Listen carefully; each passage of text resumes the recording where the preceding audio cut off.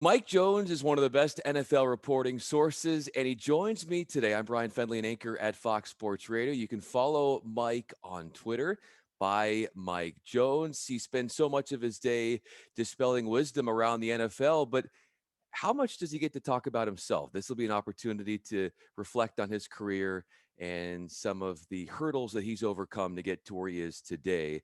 And let's start here, Mike, because you're often asked to talk about your knowledge around football. And when it comes to your writing style, how would you look at that as, in a way, a style that you would assimilate to the style of an NFL player and Ooh. the way you carry yourself as a writer, the voice you have, that style, and any similarities it has to a football player that you've covered or watched? Um, Man, I wish I could say that I have this awesome wizardry and like Patrick Mahomes. I think that I'm not very flashy, but I'm pretty versatile. So I'm probably one of those like longtime veteran guys who like sticks and he's playing some defense, he's playing special teams, in a lot of different packages and things like that. But he can do a little bit of everything. I don't know if you remember Lorenzo Alexander, who played for Washington, then he played for Arizona, then played with Buffalo. But he came into the league as an offensive lineman. Then he switched to defensive line, played some tight end a little bit, lost a bunch of weight, played linebacker. And his nickname, it was special teams ace. So his nickname was the one man gang. So that's kind of me because I write columns, I write features, I write short, quick news things. And, I do it all, pretty well. So I guess I'm not, like I said, I'm not flashy, but I'm pretty solid all around. I can do a lot of different stuff. When you are putting together news breaking sort of stories and you look at what you've done in that space, what's one element where you put out something that gained the most friction? Something that you put out there? Um, It probably was during my time covering Washington with their football team, whether it was their incident with Scott McLuhan, where things were blowing up there. The general manager who was getting forced out had fallen out of favor with ownership and team president Bruce Allen. That was some news breaking stuff. I was at the forefront and was very controversial because the team was trying to put out this spin. There was also McLuhan's camp was trying to put out some other spin, and there really was more so in the middle there. So that one, took a lot. And there were a number of times when on the Washington beat where you put out stuff that was the team didn't like, or there was friction, whether it was RG3 versus Mike Shanahan, or D'Angelo Hall versus Jim Haslett, with the defensive coordinator. Just a lot of, when you're a beat guy and you're on the inside there, there's a whole lot of the nitty gritty stuff that you get into that, causes friction. Because I mean, there's sometimes that not only the team doesn't like it, but there's some diehard fans who don't want to see the truth. So basically now, anytime I write anything Washington related, if it's not glowing, I have tons of fans that are angry, or if I found that the Patriots fans, they hate anything critical about them. The Bills fans, the Saints fans. There's a number of like kind of crazy fan groups there, but Washington is right up there. And again, the Patriots, I mean, they will cuss you out in a heartbeat if you are not like worshiping and singing their praises. So that type of thing. Mike Jones with USA Today joins me. I'm Bryan Fenley, an anchor at Fox Sports Radio. When you were on the beat, did you ever sleep? Yeah, I did. Sometimes in the car while I was driving. You know, um, I had like a crazy long commute from Eastern Shore, Delaware to Northern Virginia. So it was like 120 miles one way for 8 years. There were times where I would stop halfway and take a little power nap at a gas station. And then as soon as I would get home, my head would hit the pillow, and I would be out, wake up like 5 hours later, go to the gym. So I did fit in sleep. I can fall asleep pretty quickly. So um, even if it's short, and like power naps do me good. So I don't have to sleep for 12 hours a night to get that sleep and feel nourished. Who was the first teacher who saw the talents you had as far as a writer growing up? Um, it probably was my mom. I was homeschooled in high school, and my dad was an accountant, and really I was pretty good at math and was like, oh man, you should go into business or whatever like that. And my mom noticed, like, man, you do very well in English. Um, and I liked writing. But then um, in high school, my junior year, I had to do a high school project where I had to talk to someone in a field I was interested in. And I wanted to be a pro football player, but I stopped growing. Didn't grow big enough to be a basketball player. So I liked writing. I said, well, maybe I can talk to this guy that goes to our church, who's the sports editor of the local newspaper, and see how he likes it. And 2 weeks later, after I did that interview with him, he knocked on my front door and said, hey, I need some freelance basketball and baseball writers. Do you want to help out? And so he taught me a lot too. So I think between the two of them, they were the first ones. And then I decided, yeah, this is what I want to go to school for. My dad was like, nah, that's not a profession that's practical. And I almost went into the National Guard Wow. to get them to pay for journalism school, because my dad was like, he had just gotten laid off, and he was like, my little pennies are not going to go to something that's not a real profession. The editor of the other weekly newspaper, my family had known him for a long time, and I said, hey, would you hire somebody coming out of the National Guard's journalism program? Is that credible, or would you just kind of turn your nose up at that? And he said, don't do it. Come work for me. I'll pay for your school. His name was Lou Emerson. And I wound up working for him for 7 years. And I mean, every time I wrote a story, he would pull up a chair, he'd rip my story to Wow. shreds. So he really taught me a whole lot. Even now, when I'm writing a story, he hated passive verbs like is, was, were, be. And Mhm. I'm starting writing, and like if I throw one in there, I'm like, Lou's not gonna like that. And I'll like kind of clean it up a little, change it a little bit. But so those three, my mom, Ted Allen, and Lou Emerson, were the three that really shaped me as a writer. And there was nothing passive about the way in which you approach this dream. I was looking up some of your background story, and at one point you were on Reddit. This was a couple years ago, and you had like an open forum with football fans. And you talked about how when you were a teenager, you knew that one day you wanted to be working for the Post, reporting, well, the Washington Post, reporting football, and then you turn that into a reality. Not everybody can follow through on those dreams. What is it about you that was able to pull it from just a dream and turn it into an action? I think it was work ethic that I got passed down from my grandfather, my dad, my mom, and then also good connections. Lou Emerson had put me in contact. We went to the Virginia Press Association award ceremonies and workshops all the time, and there was a lady, Denise Bridges, who was kind of the continuing education person.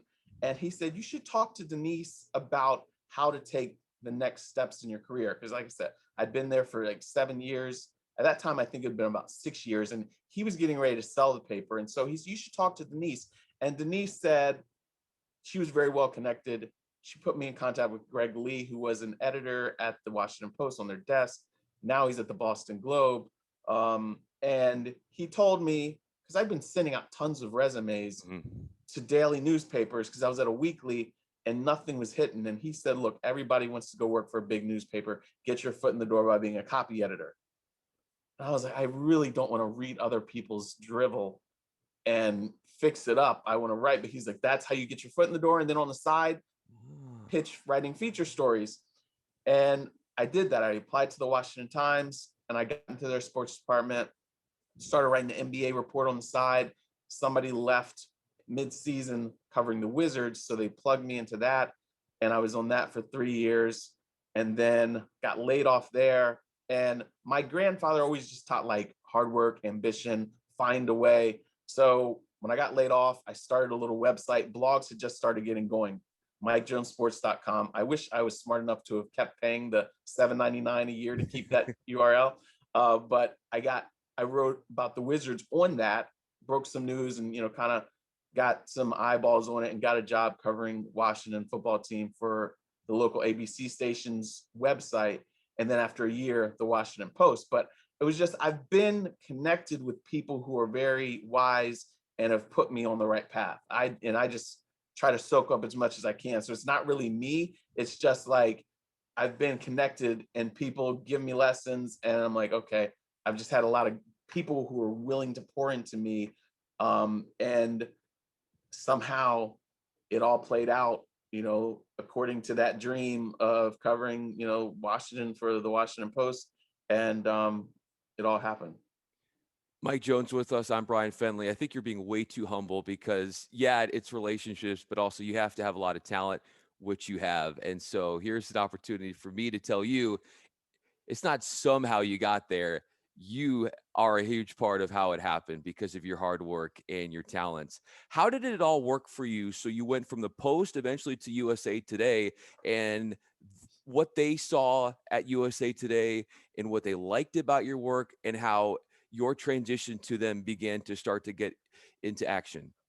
I actually had, again, it's about relationships. When I was working at the Post, Fox Sports One had just launched, and they wanted to have a local correspondent with each team. And there was a guy, Chris D'Amico, was heading up that project, and he had talked to me about, hey, can you be at the time it was the Redskins, can you be Yeah.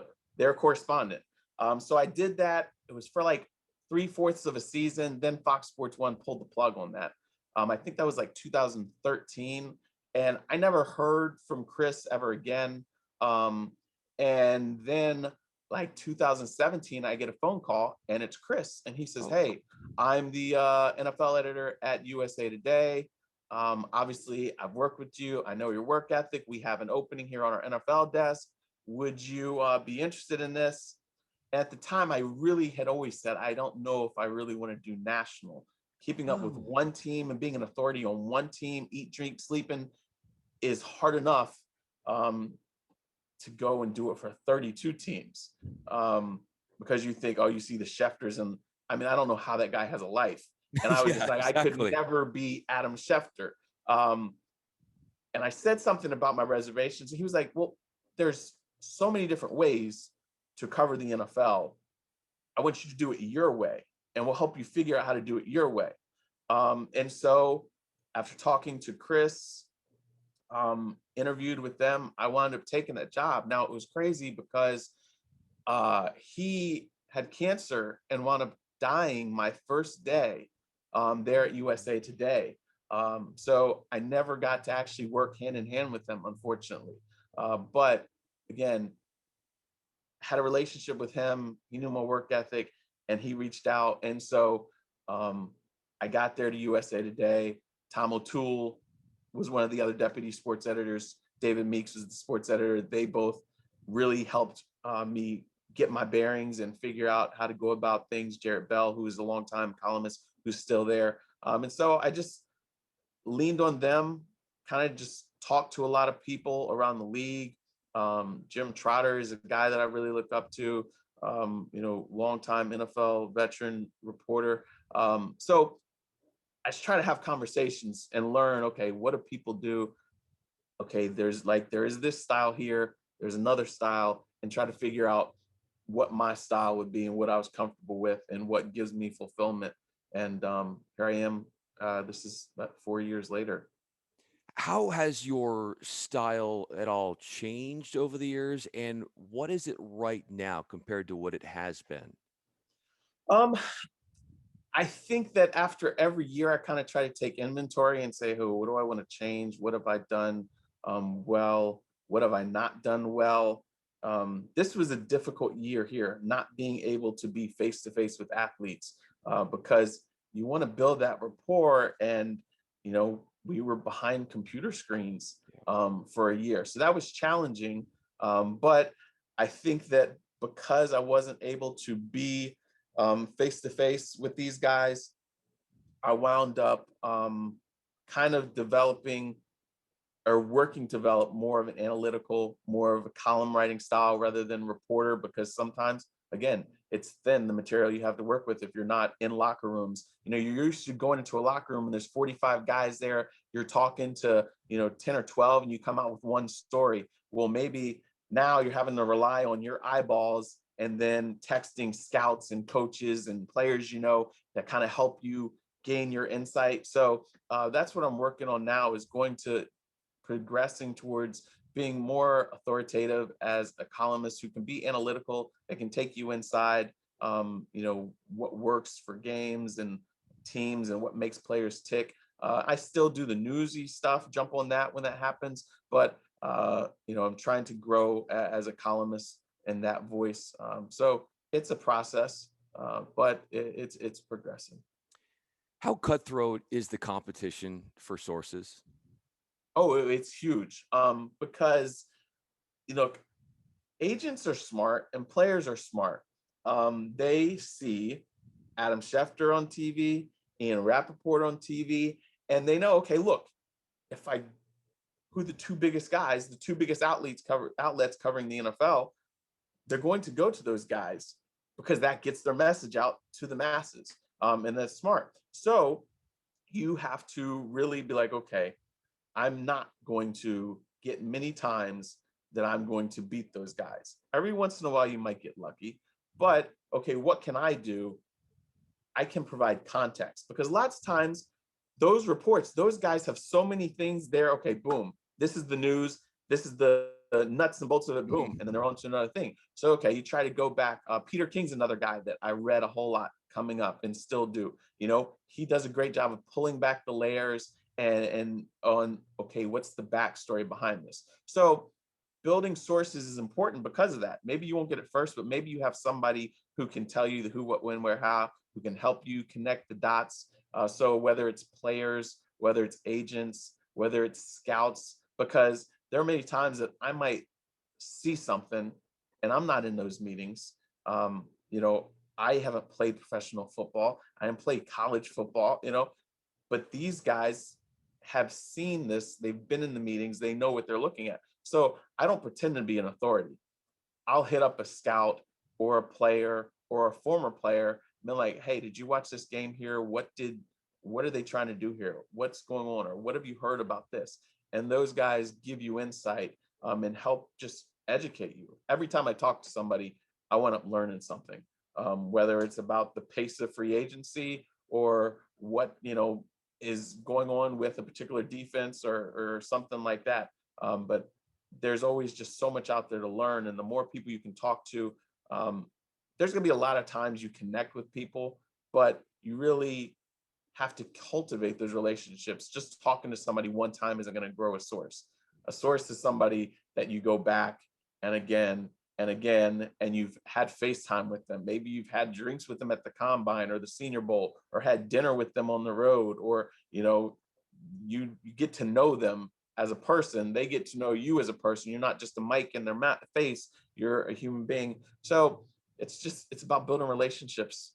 There's no, some people you're going to click with, some people you're not going to click with. I've had some agents been like, hey, yeah, I know who you are, but this dude's my guy, and I've been working with him for a long time, a reporter at another outlet or something like that. And I understand that, maybe they won't give you everything, but if they can give you a little bit of something, or confirm stuff, there are wins and losses everywhere. But you just, keep working the best you can. It seems like it's not an instant gratification thing. Like you said, you have to cultivate those Right. relationships, and then hopefully they pay dividends over time. One of those relationships who you brought up, and if I'm not mistaken, Peter King has been on your podcast, and I encourage everybody to go download and listen to your podcast, Football Jones. You can find it on the homepage on Twitter for Mike Jones's account, and you by Mike Jones is his handle.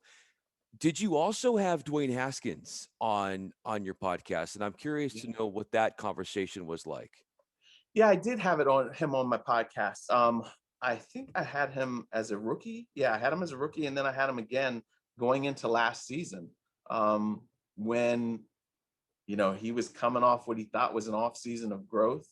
He really felt like, yeah, he had a new coach, but he had learned so much about NFL quarterbacking. um, it didn't work out in Washington as the way he expected. He expected to take a step forward in his development. And I mean, there are definitely some things that he did better at, but there was not enough growth, especially for a new head coaching staff who they weren't invested in him. if Ron Rivera had drafted him, they probably would have handled things differently, you know, and groomed and developed him differently. So it was an interesting conversation. And I still think that the kid can play. I just think he's got to be in the right situation where he can grow. I think he'll probably learn from this. Probably was humbled to a large degree, thought he had it figured out. And now obviously he's realized, nah, I didn't. So it'll be interesting to see. I think he's in a good spot there in Pittsburgh behind Ben Roethlisberger. Mike Tomlin, really strong head coach. So if he's smart, he's going to keep his eyes open and his mouth shut and learn and soak up as much as he can, because you've got a Super Bowl winning head coach and you've got a future Hall of Famer, multiple Super Bowl quarterback, and that's a great opportunity to learn. With Mike Jones, I'm Bryan Fenley. Speaking of NFL quarterbacks, has Lamar Jackson figured out who you are?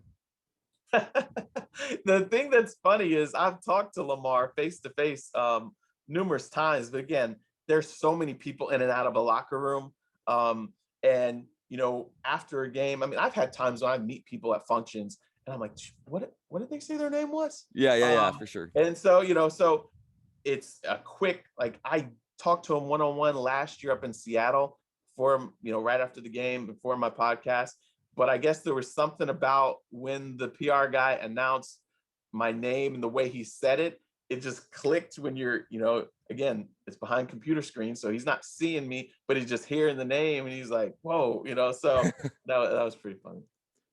In your bio, it says you're a youth sports coach, and I know you're a father as well. So if we were to get into the personality of you as a youth sports coach, what NFL coach do you feel like Goodness. you have similar traits as?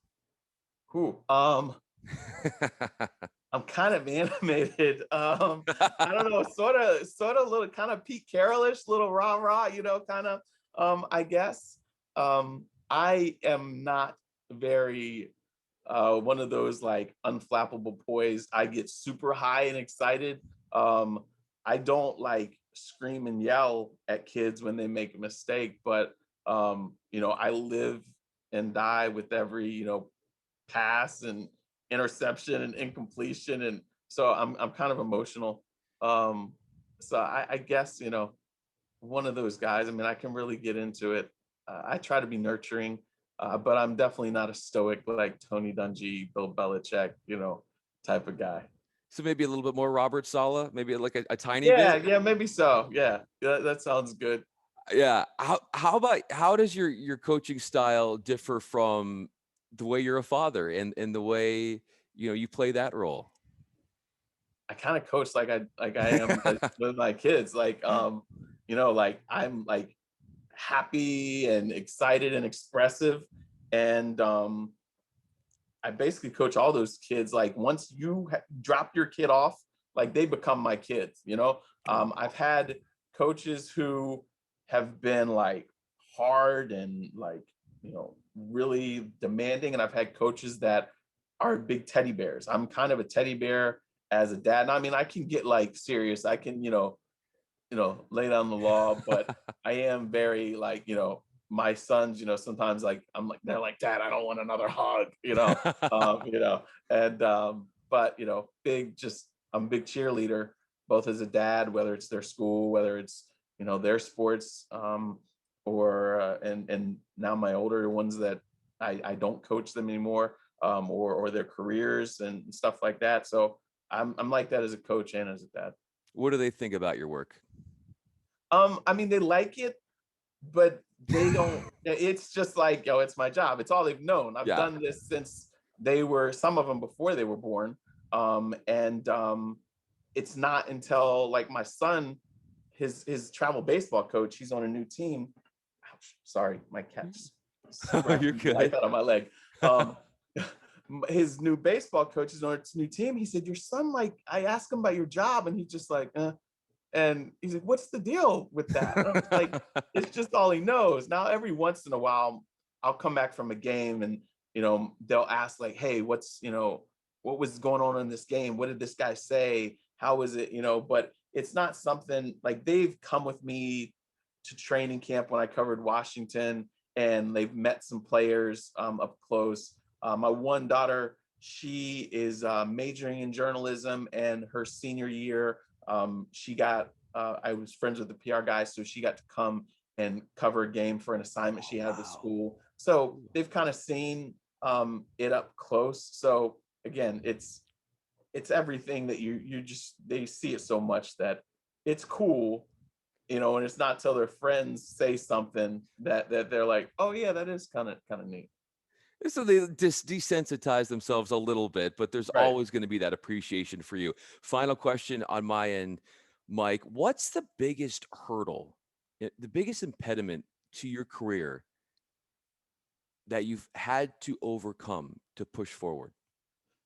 I guess for me it was I didn't get to go to a big journalism school like I wanted to. I didn't get those great internships that put you on a path. Like sometimes nowadays, I mean, kids would go and get an internship at the Washington Post or the Boston Globe, and then 2 3 years later they're a national writer.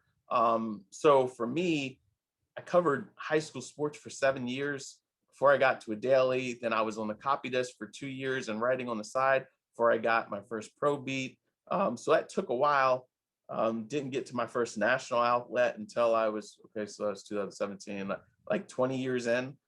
So it took longer, but so that was kind of a hurdle. But for me, I also think that I grew because of that, because working on that weekly level for 7 years, you have to keep your own stats. You got to go to the high schools and talk to the coaches and build relationships and call kids and at their house and meet parents um and just doing all the hard way.